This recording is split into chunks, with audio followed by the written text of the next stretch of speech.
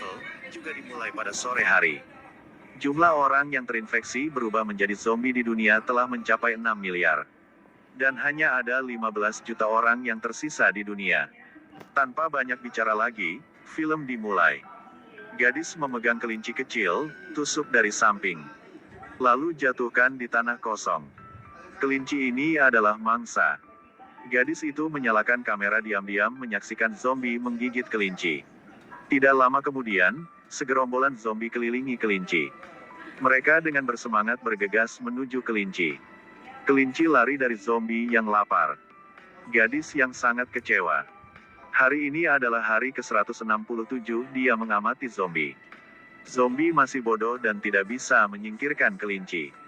Ketika dia hendak pergi, saat berdiri tangannya terluka. Zombie mencium bau darah dan berlari kembali ke tempatnya. Dia berlari langsung ke atap.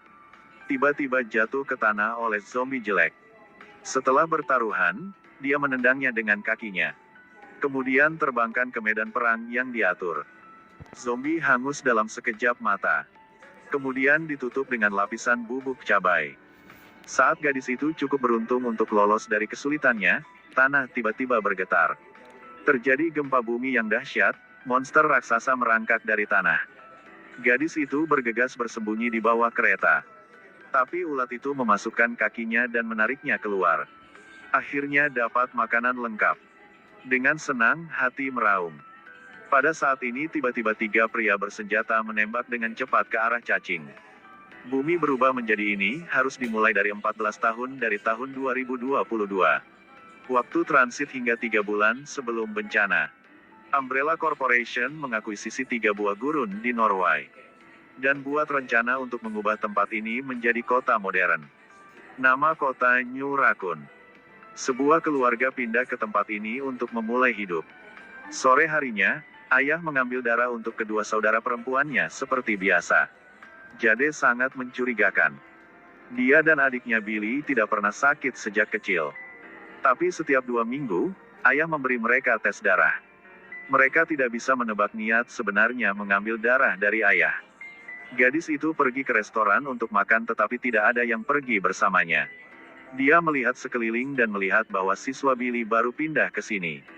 Billy dengan senang hati menyapa, tapi bersumpah jadi kamu aneh? Lalu meletakkan jari tengahnya di wajahnya. Kedua mulai bertengkar. Keesokan harinya, Billy datang mencari temannya untuk minta maaf. Maaf, bisakah kita berbaikan? Billy yang marah pergi dengan tawa pura-pura. Dan gadis itu pergi ke toilet, tanpa menyadarinya ada orang misterius di belakangnya. Penyihir itu mengikuti gadis itu, buka pintu toilet dan memberikan pukulan. Gadis itu tidak bisa melihat wajah asli orang misterius itu. Tapi dia yakin orang itu adalah Billy. Ketika Billy membuka loker, pakaian pria misterius itu ada di lemarinya. Guru memanggil anggota keluarga pasangan itu ke kantor. Ayah gadis itu sangat marah dan dengan keras menuntut untuk menyingkirkan Billy. Tapi ketika dia melihat ayah Billy masuk, dia tidak peduli lagi. Mereka berdua bekerja di perusahaan Umbrella. Ayah Billy adalah Dr. Wesker, tidak ada yang bisa menggantikannya. Benar, saudara kulit hitam ini adalah Wesker. Dan ayah temannya hanyalah seorang administrator komputer. Dengar, aku tidak bermaksud, aku tidak akan panggil polisi, oke? Apalagi, hal ini sudah selesai. Ini seperti tak terjadi. Kamu menyerang putriku 2 kali. Jadi saya ingin Anda secara resmi minta maaf kepadanya. Saya ingin meminta maaf. Minta maaf dulu. Tidak bisa, ulang lagi, sedikit lebih tulus. Aku benar-benar minta maaf. Aku tidak akan mengganggumu. Ini membuat Billy semakin penasaran dengan perusahaan ayahnya. Ketika dia mengunjungi perusahaannya, dia melihat kelinci yang cantik. Ketika sampai di rumah, dia menemukan bahwa perusahaan Umbrella masih menguji hewan. Malam hari, Billy bernegosiasi dengan saudara perempuannya Jade untuk pergi ke tempat kelinci yang malang itu. Mereka tunggu saat ayahnya tidur untuk diam-diam mencuri kartu dan HP-nya. Lalu pergi ke pintu perusahaan Umbrella. Menggunakan telepon ayah, mudah untuk membuka pintu. Mereka langsung pergi ke lab. Di dalamnya tidak hanya kelinci, tetapi juga monyet untuk diuji. Pada saat Jade menyalakan komputer dan menonton video, baru tahu bahwa pengujian hewan perusahaan ini tidak sederhana. Kali ini Billy menggunakan kartu itu untuk membuka sangkar baja.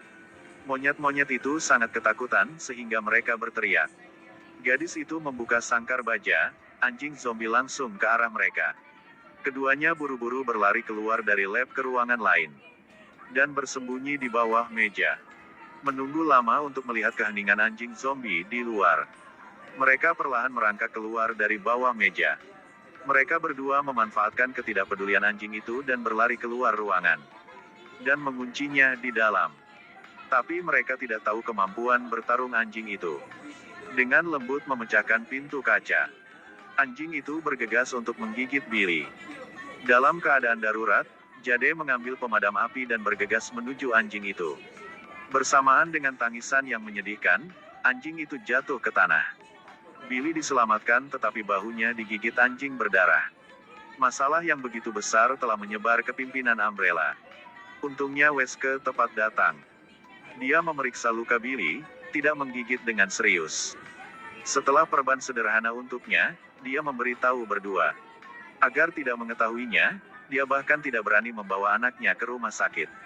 Wesker mengolesi darah anjing pada dirinya sendiri. Berpura-pura seperti dia melawan anjing zombie. Dia menjelaskan kepada atasannya bahwa sistem keamanan percobaan peretas menyebabkan masalah. Tidak hanya melepaskan anjing zombie, tetapi juga menghapus semua data. Tapi sebelum pergi, pemimpin berkata seolah-olah dia tidak tahu semua yang terjadi. Bisakah Anda membantu saya, tanya anak-anak Anda? Setelah pulang, Wesker memberitahu anak-anak keseriusan masalah ini. Untuk percobaan itu adalah sarang rahasia pemerintah. Pasti dirahasiakan. Jangan sampai ada yang tahu. Dia menghibur putrinya bahwa anjing itu baru saja menderita penyakit genetik yang serius. Penelitian awal untuk menemukan penawar untuk mengobati virus T. Wesker harus meningkatkan kecepatan penelitiannya. Tapi tikus lab menjadi sangat gila. Pencarian Jade di web memunculkan laporan terkait perusahaan Umbrella. Tapi akses diblokir. Sepertinya di dalam ada rahasia yang tidak bisa diketahui. Kemudian dia minta bantuan temannya meretas sistem. Baru mengetahui rahasia yang disembunyikan perusahaan Umbrella. Ternyata beberapa tahun sebelum perusahaan juga muncul dengan situasi serupa. Setelah seorang karyawan digigit hewan lab, dia menjadi gila. Kemudian ketika melihat orang, dia buru-buru menggigit. Tapi presiden perusahaan Umbrella sepertinya tidak keberatan dengan hal-hal ini. Dia masih membawa obat yang diproduksi perusahaan ke pasar dan mengkonsumsinya dalam waktu 2 bulan. Tapi tidak ada yang memahami bahayanya obat lebih baik dari Dr. Wesker. Jika minum obat yang diresepkan, itu akan memiliki efek magis. Tapi obat ini harus mengandung kemungkinan dia terinfeksi virus. Jika obat digunakan dalam jumlah besar, itu akan mengaktifkan virus. Dia mengeluarkan kotak berisi tikus percobaan yang menggunakan obatnya. Hanya beberapa jam kemudian akan menjadi gila. Dan perubahan pada manusia tidak akan melebihi 3 bulan. Dia mengatakan obat itu mungkin akan mendatangkan keuntungan. Tapi harus nunggu sampai stabil baru ambil. Berapa banyak pil yang harus saya minum terlihat seperti itu? Mari kita lihat bersama. 3, tidak, 10, kira-kira 10 bukan. 200.000 tablet. Wesker takut mereka tidak akan bisa mengendalikan virus T seperti sebelumnya. Selama penawarnya ditemukan, keuntungan dari perusahaan Umbrella akan lebih besar. Tapi presiden jelas tertangkap oleh uang. Dan juga marah karena bawahan tidak mendengarkan. Jangan pernah bertingkah seperti ini lagi. Saya tidak ingin diajari harus melakukan seperti apa.